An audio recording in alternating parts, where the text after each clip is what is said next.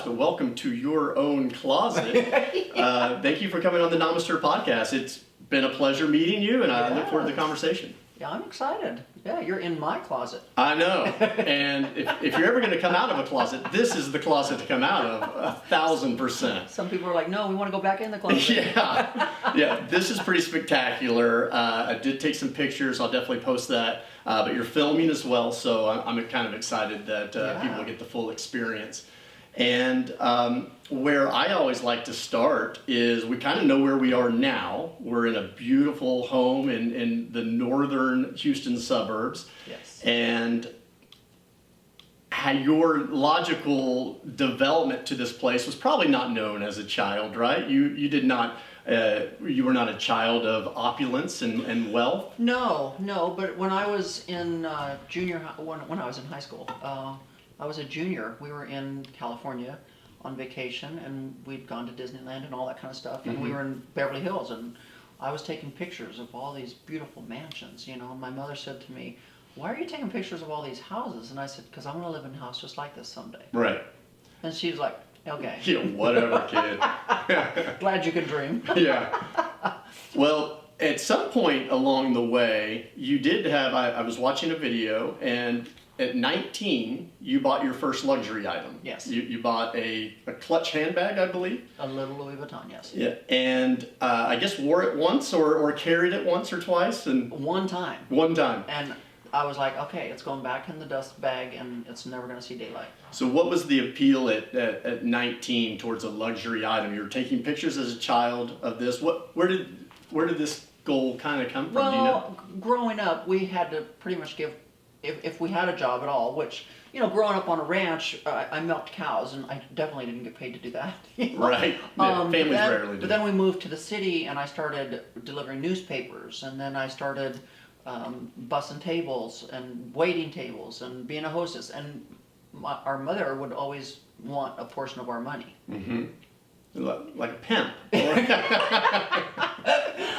Kind of like that. Yeah. Okay, hand it over, And so I started to get smart and start spending my money as soon as I would get it. Right. Because I was like, nope, don't have any to give you. Yeah.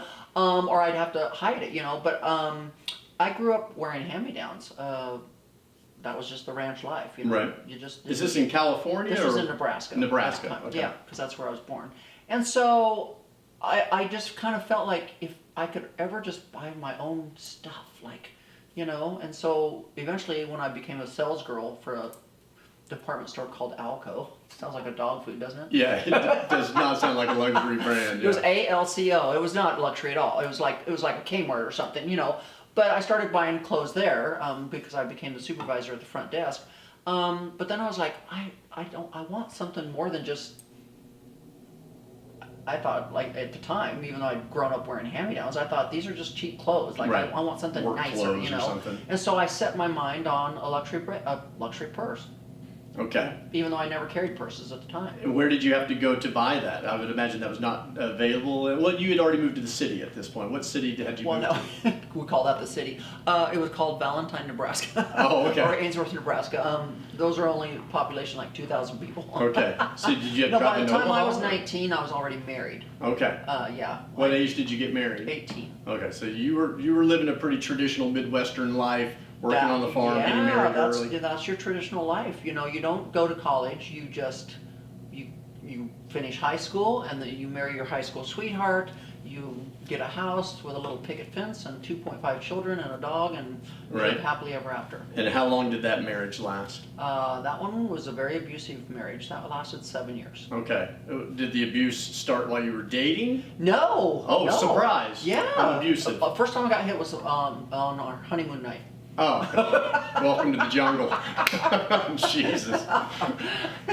Okay, so honeymoon did not go well. You already knew this was a disaster. No, I just, I wanted to have sex. Mm-hmm. It was our honeymoon, and he didn't, and I kept bugging him, and that's the first time I got hit, and I was like, wow. So, yeah, I married a woman who would say that she would date men that weren't interested in sex or thought that she wanted to have sex too much. These are odd things for this male to hear, but especially on a honeymoon. Well, yeah. Yeah, that's crazy. Yeah. And so at that stage, did you think I've been duped into something, no, or did you think that's an anomaly? I thought, because we'd driven all night in a snowstorm, so I thought, okay, he's really tense from driving in a snowstorm all night, okay, but I don't know why he hit me, but maybe it was an accident, Right. But then the next time, and then the next time, and then the next time, and then, you're like, whoa, And my mother always had this saying, if you make your bed, you lie in it. Mm-hmm. So lovely phrase. Oh, great! I'm just fucked. Excellent. And so I just kept thinking, this is the bed I made. I have to lie in it. And then it got so bad that she would say things like, you need to leave him before he kills you. Mm. And I was like, oh, he's never going to kill me. Yeah. And then the night he was choking me to death in the bottom of a closet, I thought to myself, oh my God, he's going to kill me. Right. My mom was right. Well, this makes psychological sense now that your closet is your safe space and your happy space to exercise some of those demons. Was abuse something that you were akin to before, or was this new to you? No. So at first when I started getting hit, it was like, oh, well, I was abused in my upbringing. My mother, physical abuse, mental abuse, verbal abuse. I was sexually abused by my grandfather. So in a way, then you kind of go, well, I had it as a child. Yeah, I'm sure that maybe I'm supposed to have it as an adult. Maybe getting hit as a wife is normal because of the way you were raised. Right. Did you have any friends that you confided in? Oh yeah. Oh yeah. They were like, this is not normal. Okay. So you at least had some guiding light out there that said. So when did you make the decision, like, I've got to get the hell out of here? Well, that night. On the closet floor. On the closet floor, and I thought I was actually getting killed. I said, wow. And by the grace of God, something made him just get off the top of me and walk around to his side of the bed and get in bed. And I said, that's it, I'm finally going to leave you. And he said, if you even try to leave, I'll kill you before you get to the front door. And so I crawled into bed and laid on my side, just praying that he would get up and go to work. Right. And he did. And as soon as I heard that garage door shut, I just grabbed garbage sacks and threw as much clothing in those garbage sacks as I could, threw them in the back of my little Bronco too, and went and hid. And he searched for me. Really? Mm-hmm. That's like a horror film where the killer's on the loose. Oh my gosh. So how long until the coast was clear when you could stick your head back out in society? I had to file for a divorce and a restraining order, but I had to take a couple weeks off from work to get all that in order. Yeah, and if you're struggling financially and now you're on your own, now you're having to take time off of work. It doesn't sound like your family was probably stepping in financially. No, it's like, you make your bed, you lie. Right, yeah, that great advice. Thank you. So did you end up having to move in order to search out a new life? Well, yeah, so at that point, I just gave him everything. Here, take the house. Yeah, good riddance. Take everything. I just want to be free of you, So I got a little apartment with a little old house with another girlfriend, and then my knight in shining armor showed up, which... we've all done those rebound relationships. Usually the opposite of what you just got out of. So you think, oh, he's my knight in shining armor, he's going to save me, and so that happened to be my second marriage, 2 children later, and realized, what am I doing? Right. I don't love you. You just kind of saved me from where I was at. Yeah, there's a reason why when you're an alcoholic, right, and you get cleaned up, that they say don't hang out with drunks again, right. And don't get into a relationship right now. You're too vulnerable, right. and you're not making sound decisions, right. Because you're probably making decisions based on, like you said, knight in shining armor. Sure. It's all about comfort. Right. You just come out of this very abusive relationship, and now here's this guy that's treating you like a queen. Mm-hmm. You're like, oh my God, this is how it's supposed to be, and you don't even think for a minute it's not love. It's just like, wow, yeah, you're not like what I just got out of. You must be the real deal. And how long until you realized that was 5 years? Okay. Well, children. You can stick in there for a while. I give you that. But then I was single. But then I was single 14 years. Okay. So how were those 14 years? Did you find yourself? Is that who I am meeting today? I guess so, because during that second marriage, my brother died. My little brother died at 23 of a massive heart attack. And I think that was a big wake-up call, which really made me realize, because my marriage was already failing and it was already in trouble, but when my little brother died, he's not supposed to die before me, I'm his big sister, Sure. I stood at his funeral and I listened to everything he'd done in the Air Force, and I thought, what? You did all of this and you were you were younger than me, and you accomplished all of this before you died? Like, what have you done, Theresa, other than be a great mom? Which, there's nothing wrong with being a great mom. But I knew there was more out there. You had ambitions than just beyond. being a great mom. I said, boy, when they're standing at my funeral, I want to be known for more than just being a mom. Well, one thing that strikes me psychologically is that you even thought you were a great mom. Coming through some of those things that you went through, I think the normal probably way of looking at yourself would have been through a less than lens and thought, I'm not doing well as a parent, or I'm not doing well in the marriage. So for you to at least acknowledge, I'm doing parenting well, I think is a sign of a lot of strength at that point. Yeah, but I knew I didn't want to be like my mom. Mm-hmm. In what way? Abusive. Verbally abusive, mentally play games, and physically abusive. I knew I was not going to be that kind of mom. And so at that point, even though my children were 2 and 4, I'd already accomplished. You had raised the bar significantly. I was like, my kids will know that they are loved, and my kids will never know what it feels like to be hit or beat or any of that stuff. I'm never going to play mind games with them. Like, I already knew at that point that I was a great mom. So here's a question that may not have an answer. Experiencing physical abuse and experiencing mental abuse, one of them worse than the other? No, they're all the same. Okay, you see them equal. Mental, verbal, physical, sexual. They're all, and we kept telling our parents that we were being sexually abused by grandfather, and they would not believe us. Now, that's really sad when your own parents won't even believe you. Yeah, because you guys are exhibiting the courage to stand up and actually say something, which most kids don't. Yeah. My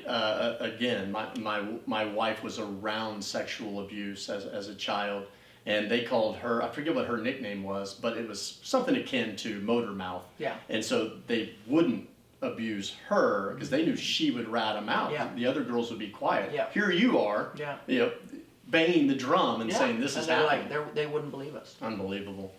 And then just finally this year,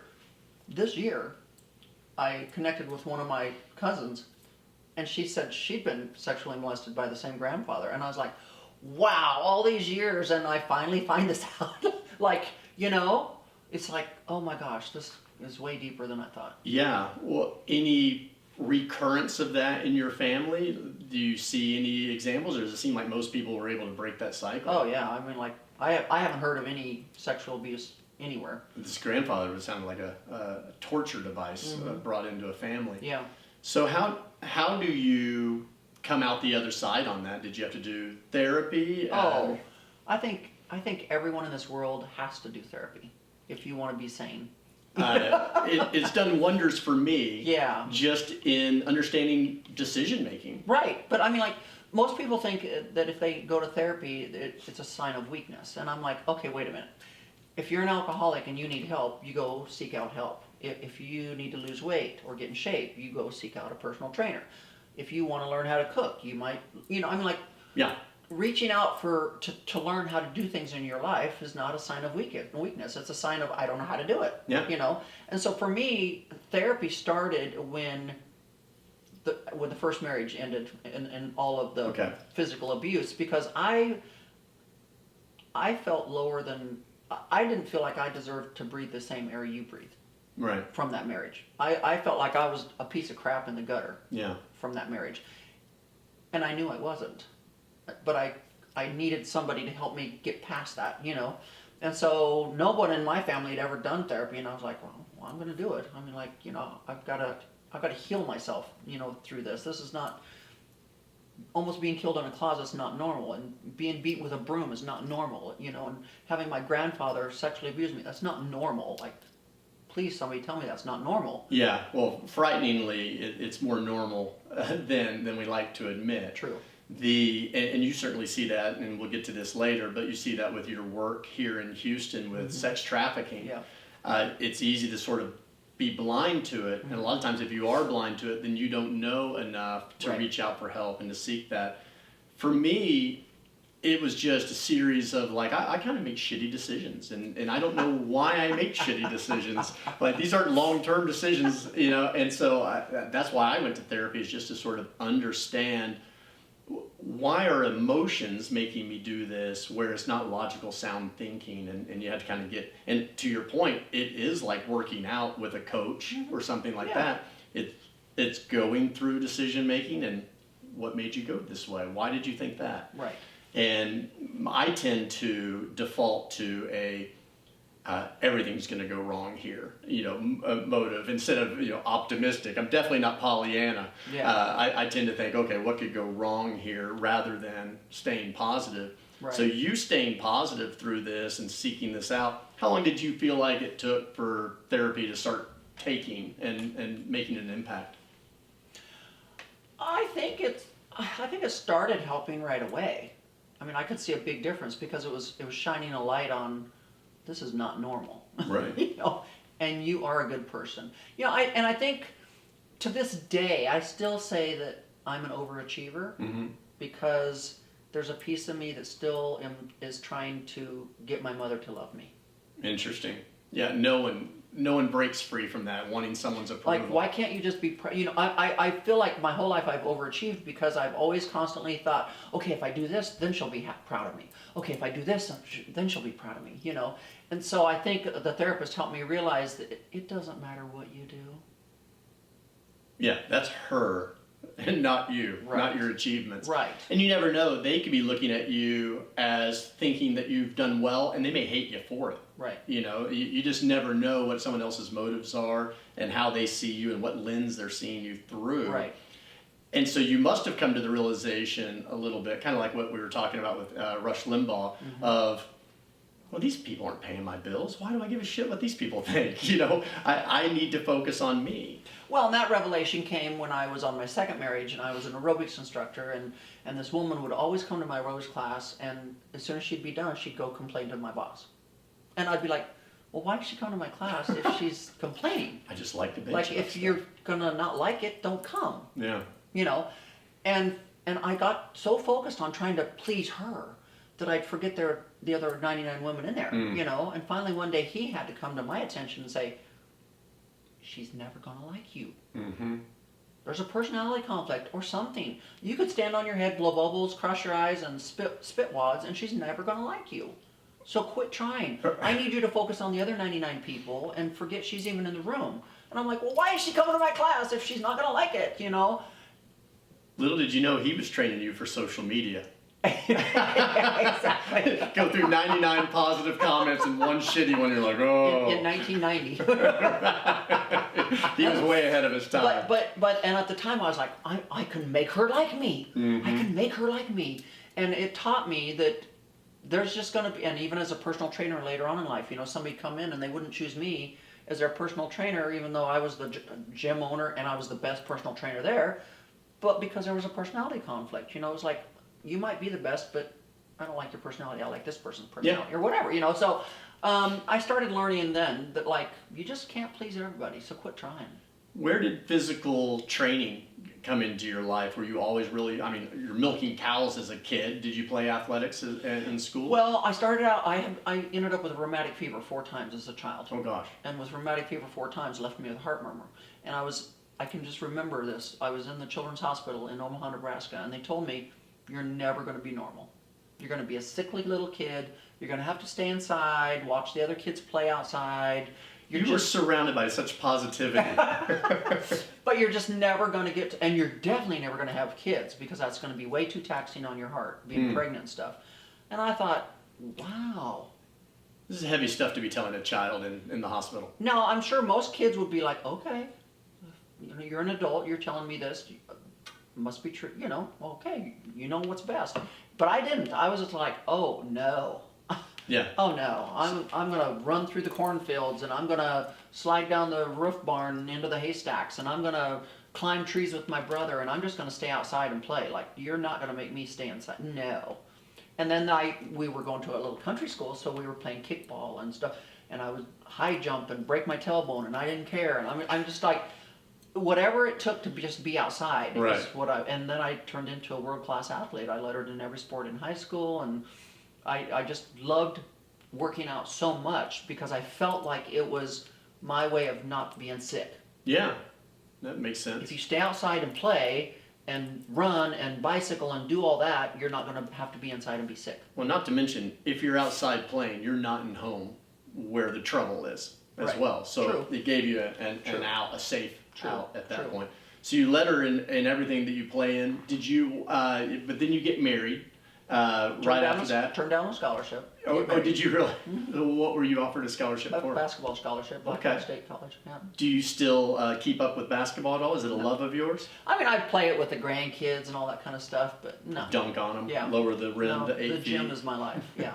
So when did that switch over to physical fitness then? I was married, and I was going to this. A girlfriend of mine said, "Hey," because you know we're in a little town. She's like, "Hey, there's this place opening up. It's called Jenny's Aerobics. Okay. You want to go take a class with me?" And I was like, "Sure, I don't care." You know, and I'd been a cheerleader, so I knew I had rhythm and everything.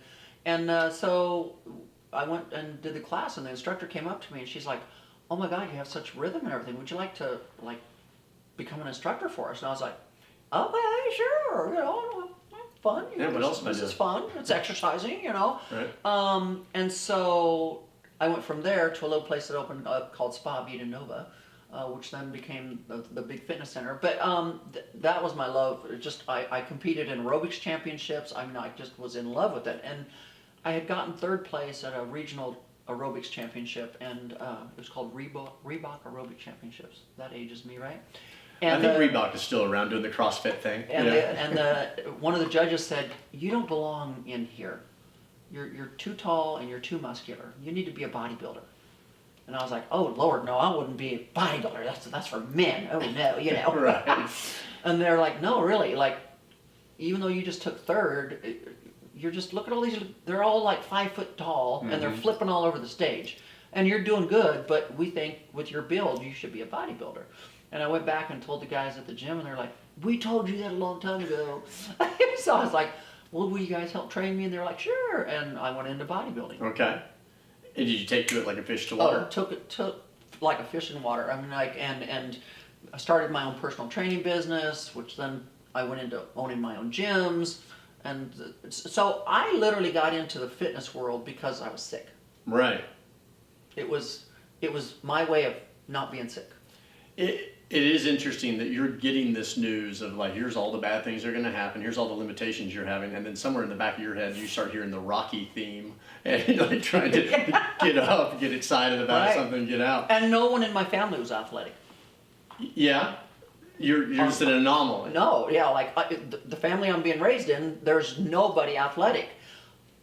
Only as a 18-year-old did I finally meet the father, my real father, who I found out was an incredible athlete. Oh. My mom had met him in college. He was a football player. Okay. So I'm like, oh, well, this is where my athleticism's coming from. The dad that I never knew I had. So you were just a half sister of your brother then. Okay, so you get this realization at 18? Well, that trip that I was on when I was in Beverly Hills, my mother said to me, "Oh my God, your real father only lives a few miles from here, but you're never going to meet him, so oh well." And I thought, "Oh, you're so mean." Good Lord, the bombs that get dropped into you this Right. So your head. I found out I was adopted somewhere around the age of 12. We were still on the ranch, and we were playing house like all kids do, and we found our baby books. And it was like Marty Joe Muir, Elizabeth Ann Muir, Brian Edward Muir, Teresa K. Paulson. And I was like, whoa. Why is my name different? Right. Why do I have a different last name? Oh, well, you're adopted, and we were going to tell you someday when you're old enough to understand, but I guess we're going to tell you now. So even your mother's not your birth mom then? No, my mother's my birth mom. Okay. But the dad was a different dad. And so growing up, and this is kind of funny, because growing up I never looked like anybody. Right. I was like, I feel like the stork left me at the wrong house. Right. I looked exactly like my dad, and I still felt that way. I was like, I'm so different No, than but these I'm people. just like, I don't look like anybody. And, Yeah. and it used to be a joke with my cousins, because I'd be like, well, I kind of look more like your family than I do my family. Like, Right. I don't look like I belong to this family. Well, then it made sense when I found out that that's my mom, but all these brothers and sisters are halves, and my dad that's raising me is not mine. So did you ever meet your father? So at 18, I'm graduating from high school, I'm getting married and everything, and I said, I think my dad deserves to know that I'm graduating from high school and I'm getting married and everything. So anyways, she got me addresses and everything. Well, then it was like, oh, your dad is so nice, you're gonna love him. Right. Oh, so this is more of the games. Yeah. If he was so nice, would he be? So I found out my athleticism actually came from him. Okay. Any closure with that, or did it just open more like who am I thoughts? Well, then I found out I had 2 more brothers and 2 more sisters from him with other women. So the family got bigger, you know. Right. But I think, you know, from the time of 18 until he died at 70, I treasured that relationship that we got to build. So he was open to it. Oh, very open to it. I went and saw him every single year in California. He introduced me to, even though I was raised in a home where we did go to church and we, you know, Sunday school and all that kind of stuff. I don't remember if I was ever baptized as a baby, but I got baptized with my dad. I was literally visiting my dad one year in California at the age of 19, and I was at church with him, and I walked to the front of the church and accepted God with my dad, which he was very high up in the church, but he walked with me to the front, nice. And I accepted the Lord into my life, and that was the best relationship I've ever could think of having, because every time I would call him and I would have issues in my life or something, he'd say, well, do you think we should pray about it? Right. And I'd be like, yeah. And he would lead me in prayer, and we'd talk, you know, and it was like, I never had that growing up. No, it sounds to me like the people that you were raised with in Nebraska were hiding things to you or from you, whereas once you discovered your father, yeah, he didn't have to hide anything anymore, no, right? He no. had been revealed, and so he could just be himself. And the story I was told by my mother on why they weren't together was totally different than the story he told me. Imagine that. Someone who plays games didn't give you the straight scoop. So what was his version of the story? Well, just, you know, her version made it sound like he was just a horrible man and he didn't want me and, yeah, all this. And his version was totally different. And you know, things were different in the 60s than they are now. Yeah, for sure. So. That's really cool that you did get to spend the time with him, and you said he lived until 70. Did he stay out in California the entire time? Yeah, he lived in San Diego, and he unfortunately died of pulmonary fibrosis, which, ironic because he had a vitamin company, and so the very thing that he was making to help people be healthy is what killed him, because back in the day, they didn't wear face masks when they're in the factory doing and all that dust from making the vitamins and everything got into his lungs and everything. Yeah. But and then here we are in 2020 debating masks again, right? Life just keeps coming full circle. Right. Good gravy. But yeah, I just, you know, he made such an impact in my life when it came to the Lord and everything that I was able to stand up and speak at his funeral. Okay. And share that story of how my dad brought me to the Lord. Yeah, it doesn't fit the California stereotype, right? If you live in Texas and they talk about California, it's they've given up on faith out there and stuff like that. But that's kind of where you came into. Well, he was a good old Nebraska boy, you know. Even though he was living in California, right? He was from Nebraska, so. So, any of your children become athletes as well? Did you pass on that gene? You know, I was blessed to have 2 children, a boy and a girl, and unfortunately, my 19-year-old son was killed in a car accident when he was 19. But he was probably more of an athlete than my daughter. Mm-hmm. He was into lifting weights and doing that kind of stuff. But, you know, he was just beginning to blossom at 19. Yeah, I mean, still very much a child. He loved basketball. He loved Michael Jordan, you know. Right. All that kind of stuff. But my daughter, she could care less about working out. Well, the losing of the son, in terms of things that have happened in your life, where does that rank up? Is that the absolute worst? Oh, yeah. Yeah. So whenever bad things happen, you know, I can remember a business partner and I falling apart, and I can remember the lawyer saying, Theresa Roemer, you've had worse things than this happen to you in your life. You have buried a son, for God's sakes. Now, pull your panties up and let's get on with this, you know. Right. Yeah. It does put things in perspective. And so you always think back to that, you know, because I swear burying a child has got to be the worst thing that a person could ever have to go through. You know, we lose our parents because they ate us to love, you know, but when you lose a child, you lose a piece of you. Yeah, and this child was taken from you quickly, Yeah. I'm guessing. Yeah. And so no ability to have any closure on that, come to grips with it. It just is. Yeah. Yeah. I would imagine that's extremely tough. Yeah. The way that you began to piece things together, where were you at that stage of your life? Where were you living, and how did you begin to... I had been in Houston a couple years at that point. I had met Lamar, my husband.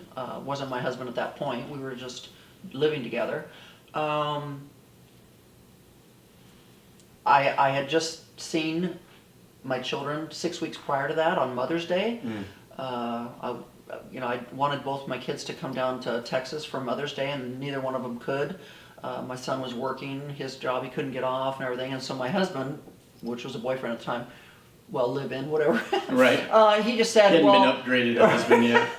But he said, no mother should be away from their kids for Mother's Day. Let's just go to Wyoming and be with them. And I'm like, okay, that's great. You know, so literally we went to Wyoming and spent Mother's Day weekend with them and had a blast. And my son was the kind of son that he couldn't just say, bye mom, love you, and give you a hug and walk away. He had to, you know, say that 20-30 times. Oh, that's nice. No sooner than he'd say, bye mom, love you, and he'll give you a hug, and he'd start to walk away. Oh, by the way, I got to tell you this, mom, you know, and he'd come back and tell me something, you know.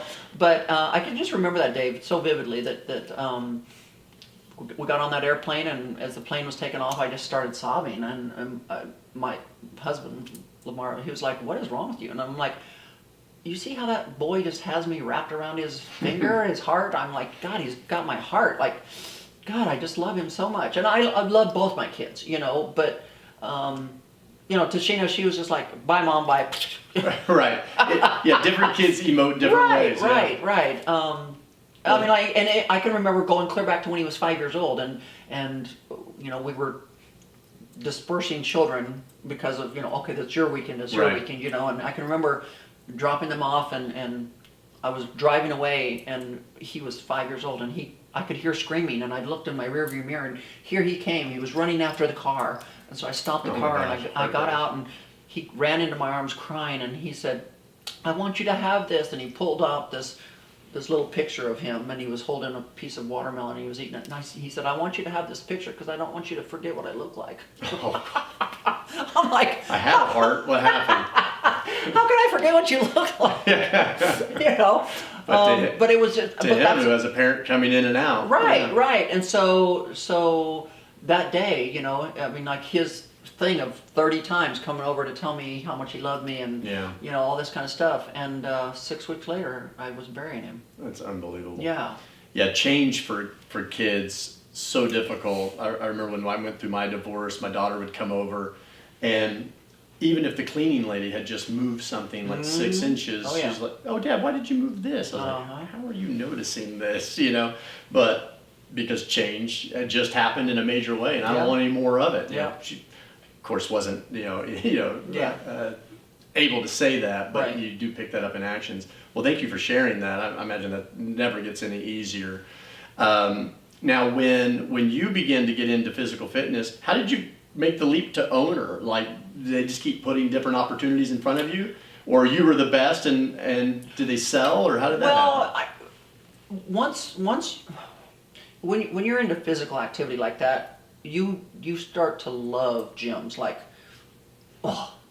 you love walking in and smelling the gym, and there's just everything. You like the energy, you like the people. You know, you know that when you're there, people are not under the influence of alcohol, they're not under the influence of drugs.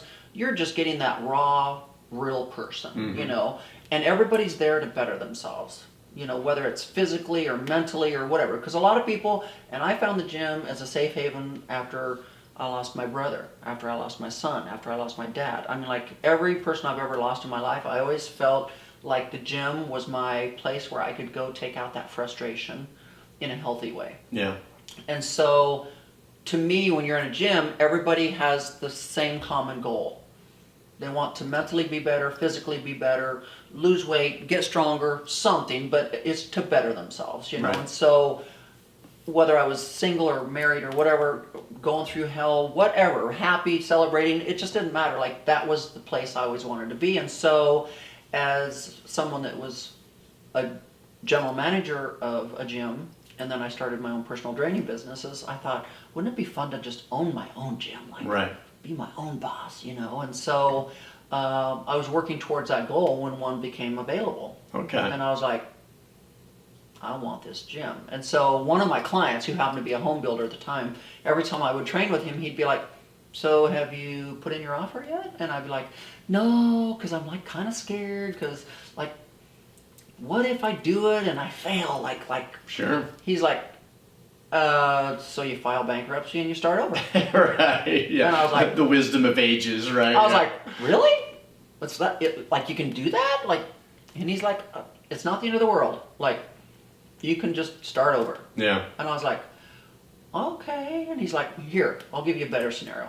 He said, while you're sitting here him-hawing over it, somebody else is going to go put in that offer, and 6 months from now, we're going to have the same conversation, and you're going to be telling me you're working for somebody else again. Yeah. And I'm like, oh no. And I think it was the next day I put my business plan together and you know, presented Right. everything and went after my SBA loan and voila. Before I knew it, it was mine. And so what did eventually brings you to Houston, or are you in Houston when this conversation No, happened? I'm in Wyoming. Okay. And so then I opened a string of gyms, and then they want to buy me out, and I'm like, why would I sell my gyms? I'm like living my dream. And my mother, who finally had a piece of really good advice, she just said, because I was on the phone with her, and I said, why would I sell my gyms? I'm living my dream. And she said, well, aren't you allowed to have more than one dream in life? And I was like, Yeah, but now we have to think of what that never is. thought about that. What's my other dream? Then you had a vision of a 3,000 You know? square foot closet. Right, no, and so I sold everything and was hired. I was doing a consulting job in Jackson Hole, Wyoming, and they decided to just hire me as their general manager to run the Teton Sports Club and Spa. And so I did an 18-month contract with them and then moved back to California, and Valley Total Fitness just picked me up right off the street, and I was like, well, this is kind of weird. They don't just hire regional district supervisors off the street. Like, Right. But they'd heard of me, my history, so I became a regional district supervisor, and they shipped me to Texas to clean up the market. Ah. So I started in Dallas and came to Houston. So, of all the places you've lived, what's your favorite place so far? I say so far because you're allowed to have more than one dream.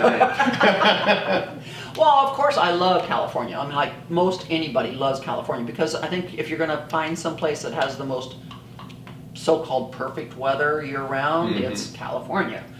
I mean, because even Florida has humidity, you know. So, and I think that's why so many people live in California, because it's pretty much as close to perfect year-round as you can get. Right. If you can put up with all the other stuff, you know. So, I mean, like, I would love to live in California again, but the more I don't live in California, the more I'm not missing it. Yeah. I got a whole bunch of stuff going on there. Yeah, as you drive in now, if you're driving west into Texas from El Paso, Yeah. there's a sign Yeah. that says, you're welcome to stay in Texas, but leave California in California. And Joe Rogan recently moved to Austin, and he said Matthew McConaughey pulled him aside and Yeah. said, hey, dude, leave your California politics in Yeah. California. Don't bring Yeah. that. Well, you know, and my sister who lives in Huntington Beach just happened to say that yesterday on the phone to me. She said, people are leaving California in droves. Yeah, to here in Colorado. But I she think. said, here lies part of the problem. She said, first of all, our governor is trying to put an exit tax on everybody. So if you leave California, you have to pay an we're going exit to get tax. you coming in and going. But she said the other part is she said a lot of people don't want Californians to live in their state because a lot of states, including Texas, are a Republican state. Yeah. And we don't want to really bring politics into this conversation, but I'm going to say this just because this is what she said. She said, but a lot of people don't want Californians to come to their state because most Californians are Democrats, and they bring their Democratic vote Right. to their state. You know? Yeah. So even though they're leaving the state, they're bringing their Democratic vote and everything else to the other states, and a lot of other states don't want that. They want you, you know. Yeah. So she said it's interesting. There a lot of states don't want Californians. No, and you do hear that now, Yeah. but there is a big population move, especially you get to, I mean, I was telling you earlier, my daughter's trying to go to the University of Southern Yeah. California, Yeah. and she's like, Dad, I just want a college experience where I can go to a library. Right. But you can't. No. You know, everything's shut down. Yeah. And so, you know, that liminal space where you're not here, you're not there, and you don't really know how to do it, it is tough, and so some people are just choosing to flee. I know I recruit a lot in New York City because I do financial services, and the property values in Jersey have just gone sky high as everyone's moving out of the city and buying a little piece of land so they can see the sky Yeah. from COVID. Yeah. Get away from everybody. Yeah, so it's a weird life. So when you moved to Houston, did you take to it right away, or was it a culture shock for you? How did you Well, you adapt? gotta remember, I was in Orange County, and I was around family, and then all of a sudden they're like, "Oh, we need you to go to Dallas and clean up the market," and I was like, "Okay," but I thought, well, okay, short term, you know, Right. 2-year stint probably, and I like Dallas. Dallas is very metropolitan to Mhm. me. It's kind of like San Francisco, very metropolitan. Had a great time there, cleaned it up and everything. So I was thinking I was headed back to California, and they went, "Oh, now we need you to go to Houston and clean up the Houston market. But you're going to love it because there's the ocean and everything." And I was like, "Oh my God, it's going to be like California." Yeah, Woohoo! the ocean's a ways away. Yeah, Well, and Galveston is not the Pacific Ocean. Yeah, not my. I ocean. beelined it to Galveston, and I was like, "Oh, this is the ocean. But hope you like jellyfish. This is not an ocean." Yeah, no, it's a gulf. Yeah, in the bad side. Needless of to say, I've only been down there like twice since I've lived here. It's not my. And when you come from California, you just can't compare oceans. Yeah, you know? no, I understand. And I like the Caribbean, but I don't really like the Gulf of Mexico that much. Yeah, well, the Caribbean, gorgeous. You know, Yeah. you have the blue, Who can't? but yeah, for anyone trying to move here who's listening to this podcast, you may not want to move here. The Galveston's terrible. But then there's people that have lived here their whole lives that love Galveston. They love the beach. They love that whole. And I was It's like, what oh, you know. well, it's what you know. But so, anyways, I got here, and within the first month of living here, now mind you, I'd been single 14 years. I was very, very happy doing my own thing. Right. But within the month of living here, I met my husband Okay, so you meet Lamar out and about in at church. at church. Okay, so again, church comes in. Mm-hmm. All right, so you meet. You go right off of the dating market. You're locked and loaded with Lamar at this point. No, I mean, like I'm you know. 14 years of independence is hard to break right away. It's Yeah. very hard to break. Yeah, you know, you're and he's wanting to spend all of his time with me, and I'm like, dude, I gotta have my own space. I'm not that interesting. And I did play hard to get for a while, but he just won me over. Mm-hmm. Well, he's in the oil business. But he was a godly man, and I think that, you know, when you're single, it's kind of funny because I'd always say, if I could take a little bit of this guy and a little bit of that guy and put them all together, I'd probably have the perfect guy. Right. You know, because you want somebody that's godly, you want somebody that's a good provider, that can take care of themselves, that's not sponging off you. I wanted somebody that took care of themselves, you know, healthy, somewhat physically, you know. I didn't want a smoker. I mean, I just had some parameters, you know. Right. But I could never find that all in one guy. There was always something missing. Yeah. And Lamar just seemed to have it all. Like, I was like, dude, like, Yeah, you're at the end of your checklist. You're like, God, there's nothing left. I guess I have to Like, come up with something else. commit here. Yeah. Well,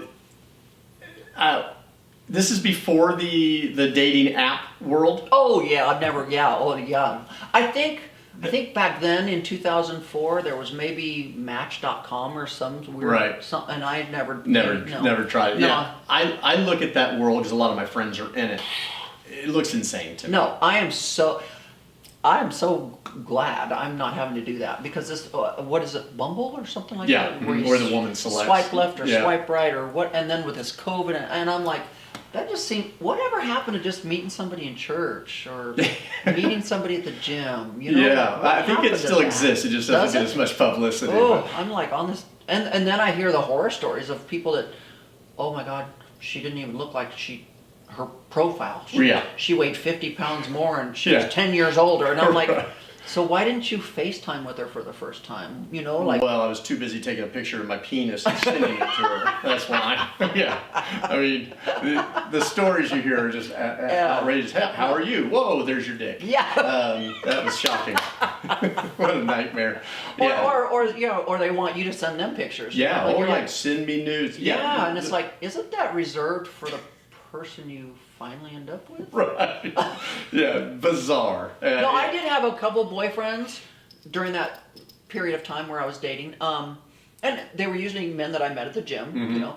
But they would be like, "Can you send me a picture of your nudes?" And I was like, no. Yeah, not till I'm in Times Square and I do it for the world to see. That's what you said. Yeah, right. You'll see it when everyone sees it. Exactly. Well, I think the perspective that you had, not only have being married, twice at this point, but being long-term single, also making your own money, standing on your own feet, successful, self-made at this point, that helps you make better decisions because now you're not doing anything out of need. Right. You're doing everything out of it's value additive. Well, and I've always said, someone should, I say it mainly for women, but a woman should not need a man in her life. She should want a man in her life. Yeah. So, you should want to be with someone just because you want them in your life, not because you need them. Yeah. I am better with this person than I am without. Right. Yeah. But it's shocking how many times people make decisions that's not based on that. It's based on, I've seen it a lot during COVID. Well, she doesn't have COVID. And I can date her, and I don't want to date a lot of other people. And next thing you know, you're kind of sucked into a relationship. You've been dating now through an 8-month period, and relationships are hard to unwind. So once you start dating Lamar and you fall in love, did you quit Bally's after a while? How long did that? And so I was also a real estate agent. Okay. Yeah, you mentioned earlier you still retain that license, right? So here I am. Remember, I'm an overachiever. You're right. Yeah. I did mention that, didn't I? So I've been an overachiever my whole entire life. My mom would say, from the minute you were little, you had to juggle, playing in every sport, being a cheerleader, holding down a job. I mean, it was just like, where's Theresa now? Right. Like, what is she doing? So I've always been that way. But there came a point, because I would leave the house at, 8, 9 in the morning. I wouldn't get home till 10, 11 at night, doing open houses on the weekends. And you can make a good money in real estate, but it's bad hours. Right. No doubt. And bad hours with Bally's, I would have to be in my very first meeting at 10, and sometimes it'd be an hour drive before I get to my very first meeting, and then the gyms don't close at 5, they're still open at 10, and we're still trying to hit our quotas, and I've got so many gyms I've got to go visit that day, and so finally there came a point where Lamar's like, you need to quit one of these jobs, like, it's getting really hard to have a relationship with you, and I want to have a relationship with you, but we're just seeing each other for a few minutes before we go to sleep. 2 shifts passing in the night, yeah.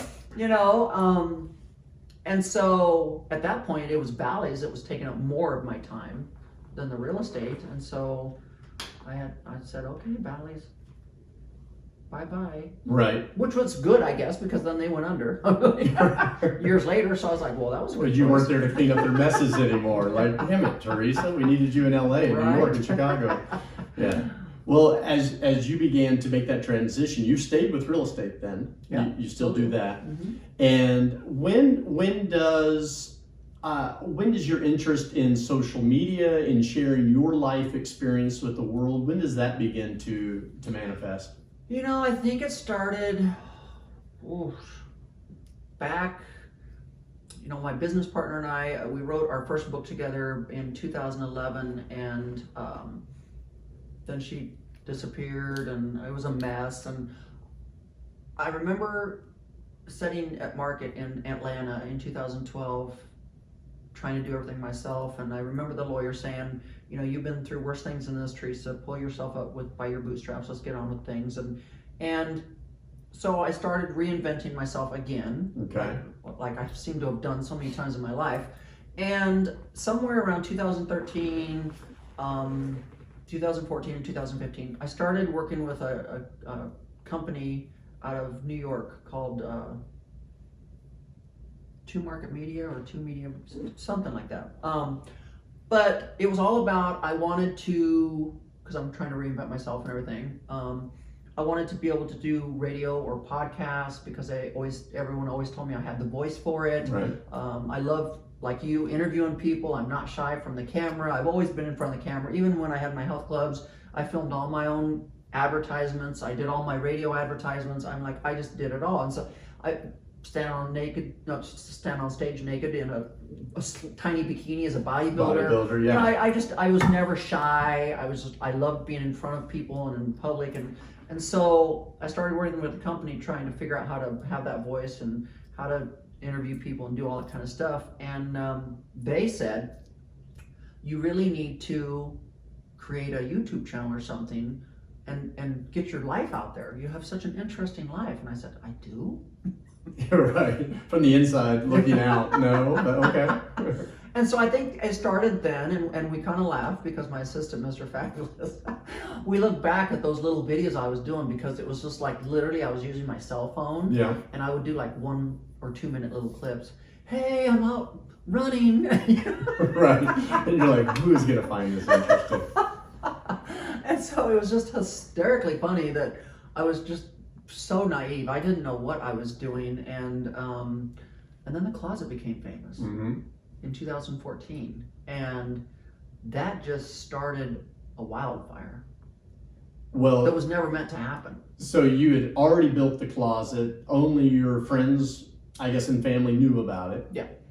And when did you kind of transition into being, the only word I know is a socialite in Houston? You began to sort of hobnob? I kind of became a socialite immediately in Houston because the girlfriend that introduced me to Lamar in church that day was a big socialite. Okay. And so that's kind of how the whole thing started, was when she met me in the hair salon that week prior to that.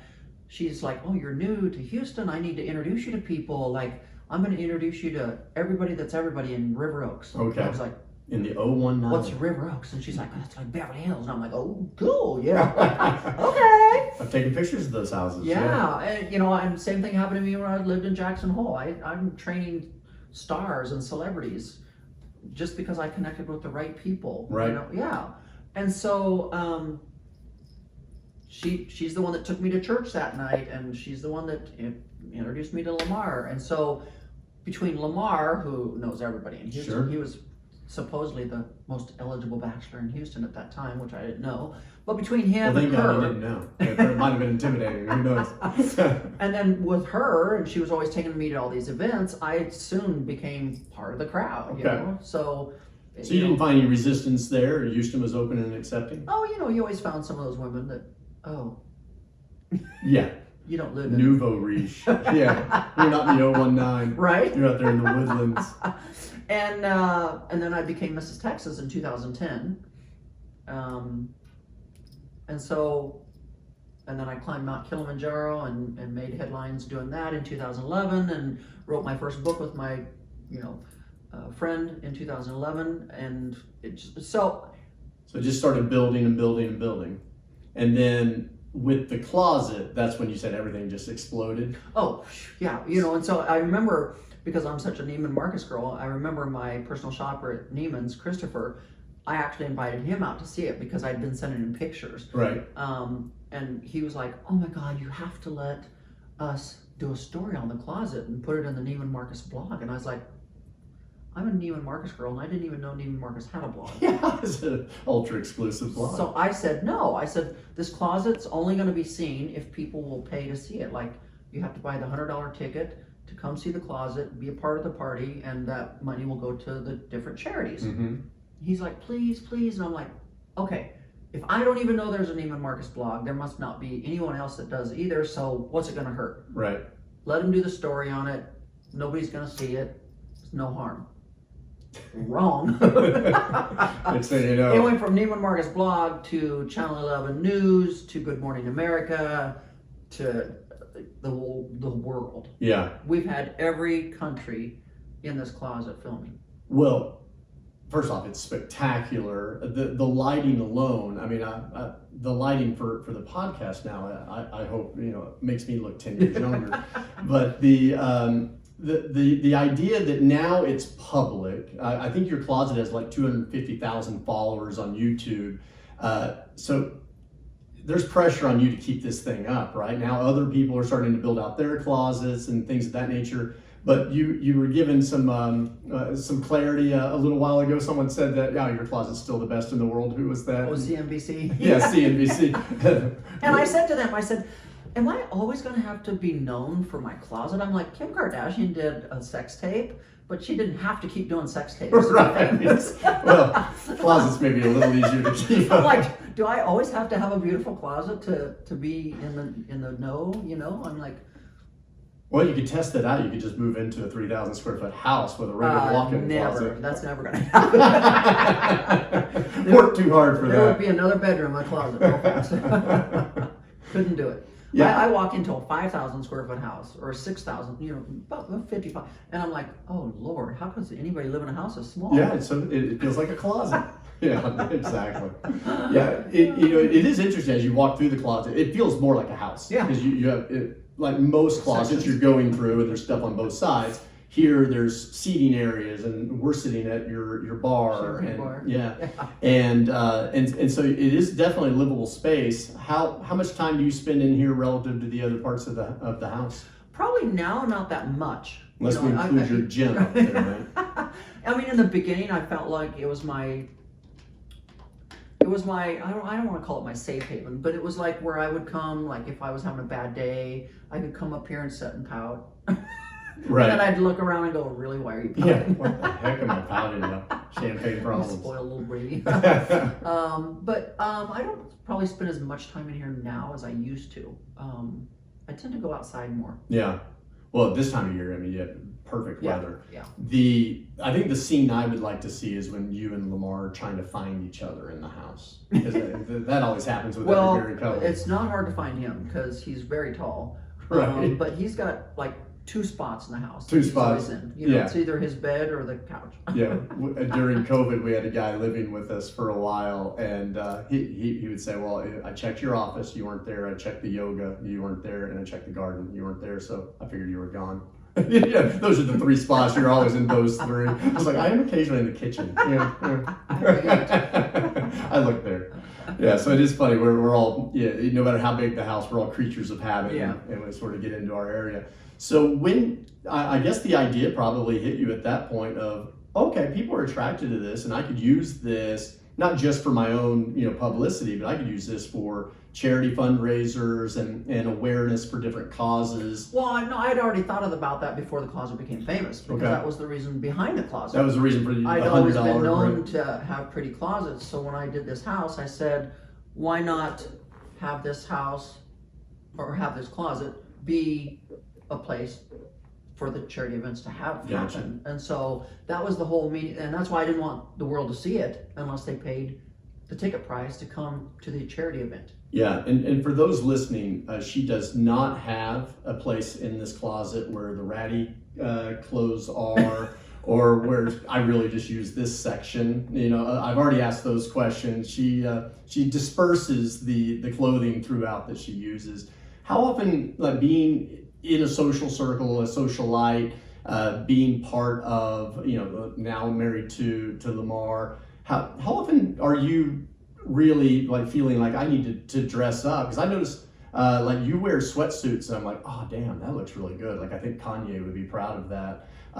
Do you feel like a little bit of pressure to do that, or did that just come naturally to you anyway? Do you just enjoy dressing up? Or can we ever catch you in shorts and a t-shirt? Or No. Shorts and a pretty shirt. Yeah, pretty shirt. And maybe some nice wedgies. You did have that one video where you dressed in Old Navy, and that killed me. You were playing it. I could not wait to give those clothes to somebody. I felt itchy. I think my daughter even wanted those. She's like, Mom, can you send those to Wyoming? I was like, perfect, great, okay. Well, it would probably go well in it was the plaid. Yeah. Yeah, that's funny. I even if I'm in a swimsuit, I've got to have this great swimsuit cover up and Right. some cute shoes. I just can't. I mean, like probably the most dressed down I am is if I'm in workout clothes, which I love. Right. You know, but and especially nowadays, I think through this COVID thing, it's been really hard to want to dress back up. Yeah, you know, you've certainly seen that on the internet, right, where people are just dressed up from the top up. Mm-hmm. Now, you do have a beautiful painting of Audrey Hepburn in the house. Who was your original, like, sort of fashion icon that you were like, okay, I like the way they put themselves together. I'm going to start putting I myself think the together. fashion icon that I grew up with and just most admired was Christy Brinkley. Mm-hmm. You know, she was just this blonde supermodel, and I always felt like I kind of looked like her. Yeah, there's similarities for sure. And so that's the person, and I didn't really notice how she dressed. It was just how she looked Right. and how she carried herself. You know, I just really was, and to this day, I still think she looks Oh, yeah, she's amazing. amazing. Yeah. Absolutely. like. So when you began to put yourself together like this, the way people treat you changed quite a bit? I think women, you know, people always say that women dress for men. No, I've been told that's a lie. No, that is a lie. Women dress for women Mm-hmm. because we know the minute we walk in, maybe their husband's gonna be looking at us because we might look good, but that woman is eyeballing you up and down, seeing what you're carrying, what shoes does she have on, what brand does she have on. Like, a woman is gonna tear you apart with her eyes, trying to figure out, Right. oh, she's got about $15,000 on. Okay, She must be doing well. Or like, oh my God, where did she get those nasty shoes? Yeah, like it's one day. We're Old Navy. I'm doing it one day for a film. No, women will tear you apart. Why? One of the things that I've heard a lot is my wife says this a lot is she likes women who build up other women. Yes, And I forget what she calls that. It's almost like being a champion. just empowering other women. Yeah, empowering. There's the word. It seems as though you strive really hard to do that, but you're sort of faced with this negative pressure. Do you think that it's getting any better with women, that they are being more supportive of each other, or are they still just looking you up and down and tearing you apart? Well, because a woman's, you know, you could walk in a week later wearing the same outfit, Mm-hmm. and the guy's gonna go, God damn, she looks good. Mm-hmm. And the woman's gonna go, she just wore that last week. Good God. I did wonder with the closet if you re-wore things. Oh no, you have to be very careful. Like, I can wear something to a fundraiser in Houston, Mm-hmm. and a week later I can wear that same outfit to a fundraiser in the Woodlands because the same people aren't going to be at it. Okay, you know. have to check the list. But you have to think, okay, are the photographers going to be at this fundraiser? Because I know I got photographed in it down there, you know. Yeah. And then after you've been photographed so many times, you got to get rid of it. 'Cause Right. You can't keep wearing it because people are going to remember. Oh my God, she wore that last year. Good God, did she run out of money or what? Well, I think the running out of money thing seems to be something that people really want to happen, right? Like, Oh, God, yeah. Even when you were robbed, Yeah. The story wasn't that your privacy was invaded, and that I mean, I drove into your neighborhood. It's not easy to get in here, right? There's guards and everything. So for someone to have tricked the system, broke in, and that wasn't the story.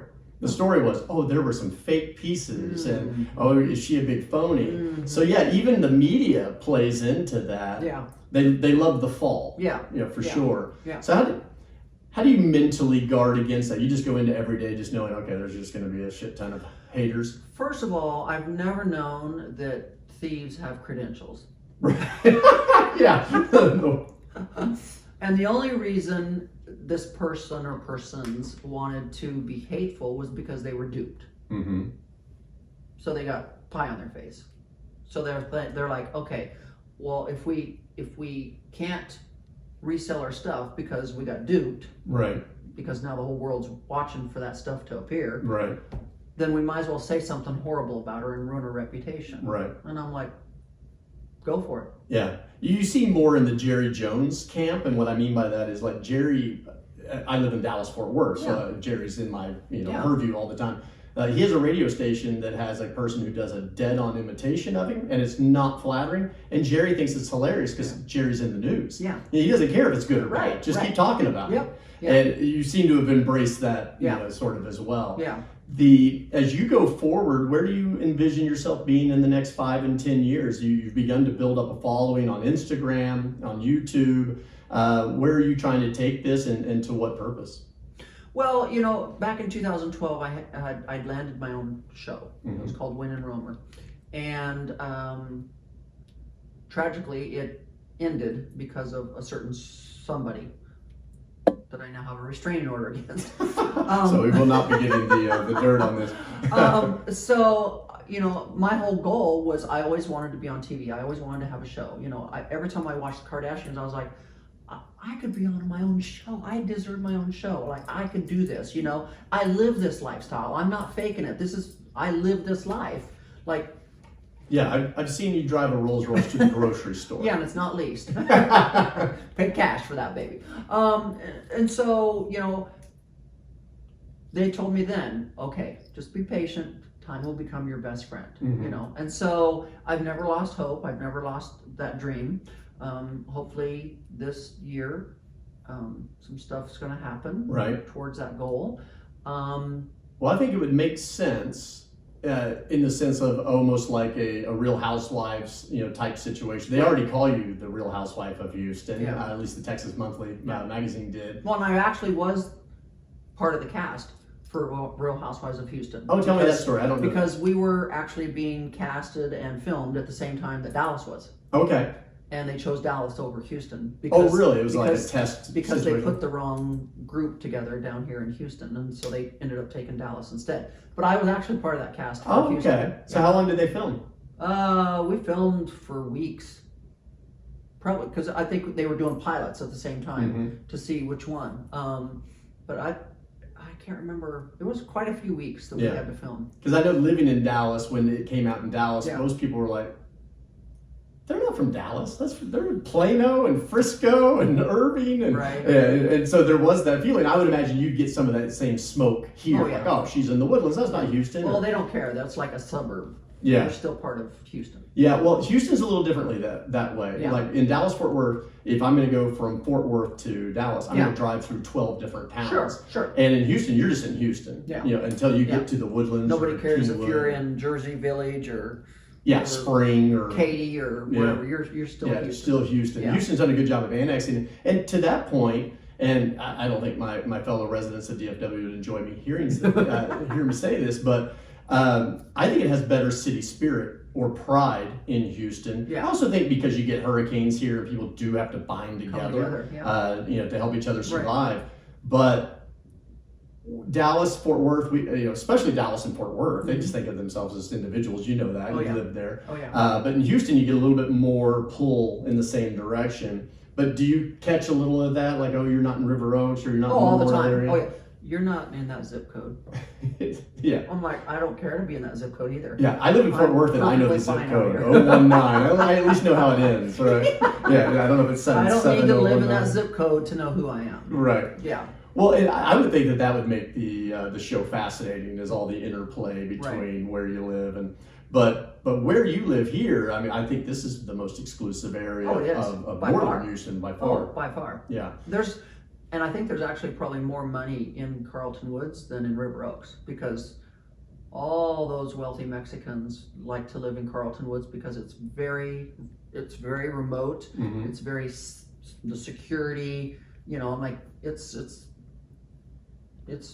Yeah, to give you a sense as the listener, like if you golf here, you have to have a caddy. No, that's the way a guy can compute it, right? Yeah, oh, okay. You have to have a caddy. That's exclusive. Yeah, for sure. Yeah. So the goal is a TV show. You're working towards that.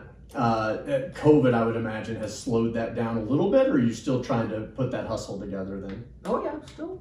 You don't stop. Yeah. When you're an entrepreneur, you don't stop. Yeah. We're working on a skincare line and a cosmetics line and writing another book, and I'm like, who has time to slow down? You basically, this is our only life. This is our only time here.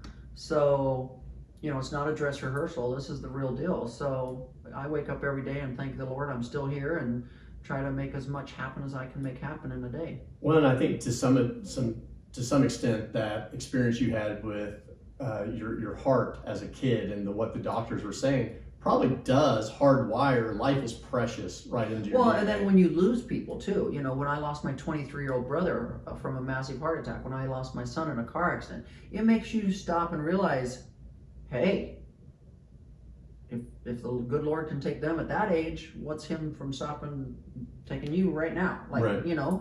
And so I have to look at it the other way. I have to be very envious that my brother and my son were able to get their work done on this earth way ahead of schedule. Like, what's taking me so long? You're still putting it together. You're living more than one dream.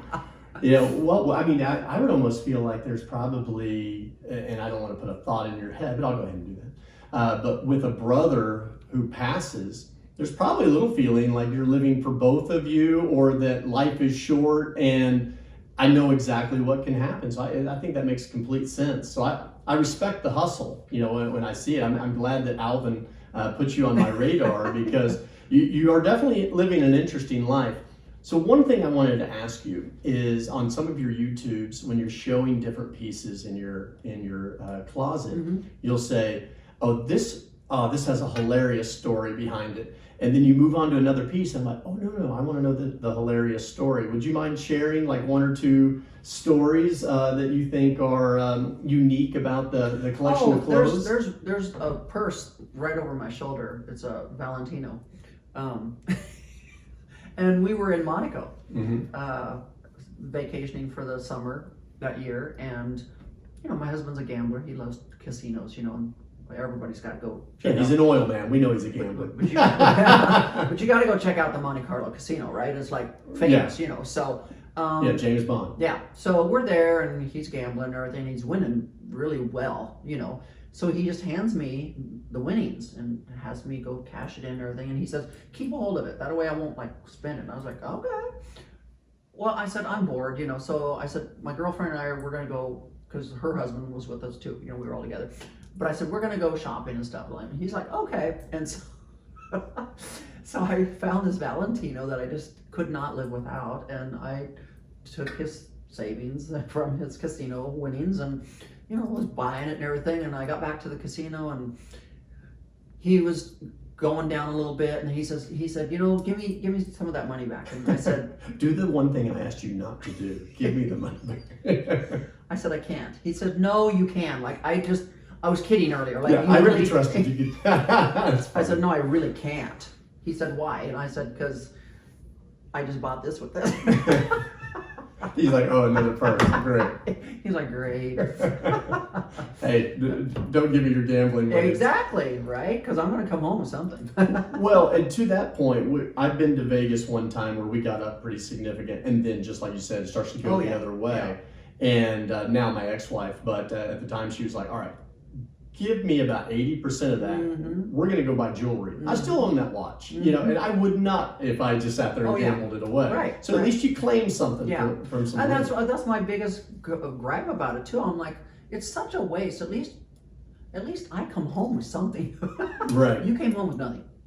So any designers work with you, send you things where you get to try it out? Because I have seen you've got a great one, which is the pieces of luxury I regret. That's a good video for anyone who wants to watch it, where you're like, I fell in love with this person, now I hate the shape or whatever. Yeah. It's a funny video, but the whole thought that I was going through while I was watching that is like, as much as she purchases, you'd think some of these designers would send you a piece and say, if you don't send it back in a month, we'll bill you for it, or something like that. Do you have any sort of relationship like that? No. You have to go out and hustle and go to the store and buy it? I have personal shoppers everywhere. Right. That are always sending me pictures. Mr. Fabulous, my assistant, can attest to this. He's like, my phone is overloaded all the time. But I love shopping that way too, because they know my taste. And even during COVID, I mean, I didn't have to go to a store anywhere. I was like, yeah, I'll take that one and that one. Everyday stuff's arriving, but I've got personal shoppers. I've got one in Vegas. I've got one in Orange County, California. I've got one in Dallas, at the Neiman's in Dallas. I've got one here. I mean, they're everywhere. So they're always on the lookout for stuff for me, and they know my taste. And so. Do they have other people? Oh yeah. And so do they ever share notes? No. Like, I gave this to Kim and she liked it. No, it's all very secretive, huh? Mm-hmm. So you're out there. It's kind of like a personal trainer. You know, you can't reveal what your clients tell you Right. when you're a personal trainer. Right. So it's like Client being a therapist. confidentiality. Yeah. So it's the same thing with, you know, with a personal shopper. They can't reveal. And so you just, if you don't like, you just send it back. Yeah. Well, I can remember one time I was working with Christopher here at Neiman Marcus, and I said, you know what, this fall I'm really looking for some really cool leather pants. And he said, no problem, I'll have some sent out tomorrow. Mm-hmm. I was like, okay. Well, I didn't happen to be home when they arrived, and my husband signed for them. And I got home, and my husband was like, really, Theresa, $40,000 worth of leather pants? And I said, I'm not going to keep them all. He just sent that much out for me to, but maybe I will keep them all. I don't know. Maybe I'll like them all. I don't know, you know, but that's what they do. They just send out a bunch of stuff. Right. You know, one time we were filming at the other house, and I said, oh my God, Christopher, I need something really cool for tonight and everything. He said, no problem. I'm going to send out this really beautiful Emilio Pucci dress, $6,000. And I was like, okay. Oh, wait. What if it doesn't fit? And he's like, Theresa, I know your body better than you do. It arrived. It was like a glove. Yeah. So Yeah, the reason I asked you about returning things is in that video of the pieces that you regret, you're still holding on to them going, I think maybe one day I'll like them. So I was wondering if you actually returned stuff or if there was an element of... I don't return. I just end up selling it on Poshmark, or I give it away, or Right. I do it in a giveaway or something, but I never return anything. And with Poshmark, do people know they're bidding on a Theresa Roemer, or is it just the item? Mm-hmm. It seemed like it'd carry a little bit more value if you knew who it was that was selling, but they don't play that game, huh? Mm-hmm. So it sounds like Mr. Is it Mr. Wonderful, Mr. Paradise? What you didn't introduce yourself Mr. by that, by the Wonderful. way, when I met you. But it sounds like he should create his Right. own Theresa Roemer Poshmark and just corner the market on that. That you've been an absolute treat to talk to. I appreciate you sharing some of these stories. What I'd like to maybe work towards as we wrap this thing up is you did mention that you are passionate about a couple of different charities and projects that are here. Do you mind sharing some of the stories of what you're passionate about and how you got into it? I know one of them we referred to earlier with trafficking, sex trafficking. You know, and we work a lot with Elijah Rising. You know, they deal with the human sex trafficking, and I just think that's, you know, with the pornographic industry on fire, and you know, I feel, I guess maybe because I was sexually abused by my grandfather, I feel bad for these young children that just get taken off the streets, lured out of their homes on social media, only to end up in the hands of somebody that wants to sell them. Yeah. And now, you know, this little girl's 13 or 15, and she's been taken away from her family, and she's being forced to take drugs and have men, you know, and that just breaks my heart. And so knowing that Houston is a main hub for human sex trafficking, you know, we really work with them a lot, because that just it's just near and dear to my heart. I just think that's just horrible. Yeah, and what is the work that they do? Are they infiltrating these rings? Are they rescuing children out of these places? Yeah. And then they have, don't they have like a ranch or something, or a farm, something like that? I mean, I don't want to misquote, Right. but they've got this acreage where once they rescue these people, they can get them back to this place and teach them a skill, or get them reunited with their families, or whatever. But I mean, Right. I hate But to a safe misquote it all, but place. it's a safe place, yeah. Yeah. But yeah. Well, that was something that to me was shocking, because as you grow up, you don't think, oh, the pornography that I'm looking at, you Yeah. know, or that is online, Yeah. is not necessarily people doing this at their own will. Mm-hmm. And you know, some of that can be avoided by not looking at child pornography, but still how these people are developing into the practice. Not everyone is this self-owned, you know, powerful person who's Right. collecting all that money themselves. Right. And I know Netflix has a couple of pretty powerful documentaries about it. How did you come to get to know that charity? How were you introduced to it? I was actually at a event. It was called Art of Conversations, and there was one of the speakers there was a girl talking about it, Okay. and I was like, and when she said that Houston was like #1 in human sex trafficking because we're so close to the border and everything, I was just like, oh my God, this is really happening? Like, Shocking. you know, and so then the more I listened, then I just like, oh my God, we've got to get involved in this. This is unreal. It's like you said, I mean, like, unless you pay attention, you don't know what's going on in the world. You're like, not thinking of the background story. No. And I love working with women's shelters too, because, you know, coming from an abusive relationship in my first marriage, I know what it's like to have someone hit me. I know what it's like to be told I'm a worthless piece of crap. I know what it's like to almost lose my life in the bottom of a closet, you know, and come out of that just feeling horrible about yourself. And so working with women's shelters, you know, you see these women finally escaping these men, and sometimes they've got 1 or 2 or more kids in tow, and they don't know where to go. They don't know who's going to help them, but they know they've got to get away from that person. Yeah. Whole organizations that can take the person in, give them secret, you know, place to live and raise their kids. I know in Fort Worth, there's a church near us that they own an apartment complex where they rehabilitate these wives that are literally escaping. And I think, you know, I think nothing is worse than if you're watching the news and you hear this person has been murdered, and just a month or 2 ago she'd reported him, you know, and you're like, oh my God, she never got away. And she lost her life. You know, it's so sad. You live that in your own family, that your own family didn't believe you, you know, and I don't know what kid would make something up about their grandfather like that, but society's no better. Well, especially when you've got all 3 girls saying it. Yeah. It's not just one girl, it's all 3. And then the cousins were saying the same, you know, it's like, Those are people who do not want to know the truth. And a lot of society's that way. When you talk about pornography or child trafficking, it's a hell of a lot easier to turn a blind eye to that than to recognize the problem and work hard. Well, like I said, I think growing up in the 60s is way different than it is now, because growing up in the 60s, you know, I was beat with a broom one time before school because I wasn't sweeping the dining room floor right.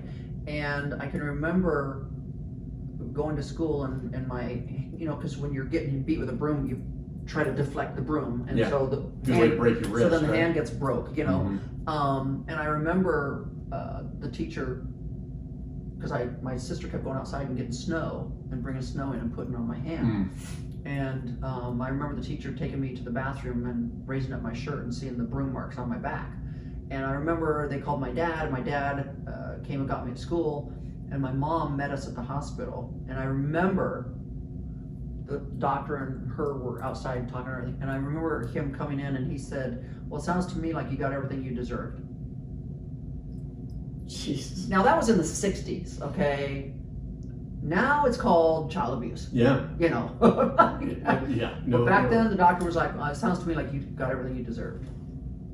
You were surrounded by monsters. I'm just saying. And you know, and now in, you know, even with my kids growing up, like, we're in a different time now. That would be literally called child abuse, you know. But back then it was like turn your eye, you know. And then I can remember at 16 I was having rheumatic fever again, and that I hadn't seen that doctor since that time.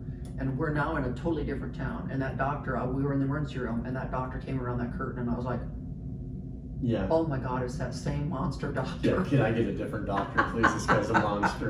Holy moly. So I've learned a couple of things today. Avoid Nebraska. That's the one thing I've avoided. I've definitely learned that. But it sounds like Jackson Hole is a hoot. Oh yeah. Yeah, I've only vacationed there, so I've only been there for small. Is living there a lot of fun? As a single woman,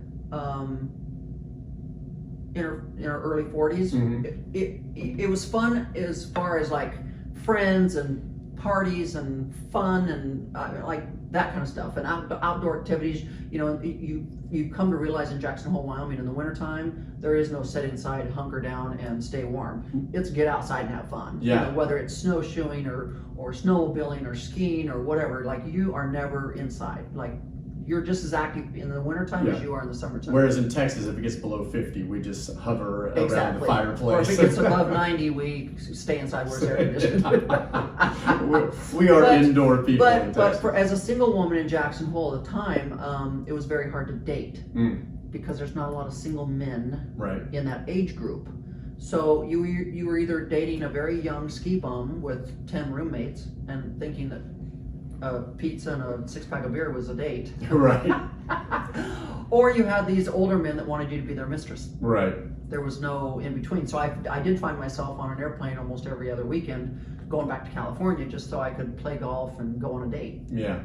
Yeah, not wanting to be a mistress, Right. the other woman, and everything. You're like, I didn't self-made for this type of lifestyle. Right. Well, I look forward to seeing more of you. I do Yeah. want one last story though. Okay. You got to tell me the Times Square naked story. What was the build up to that? And what were you saying to the world?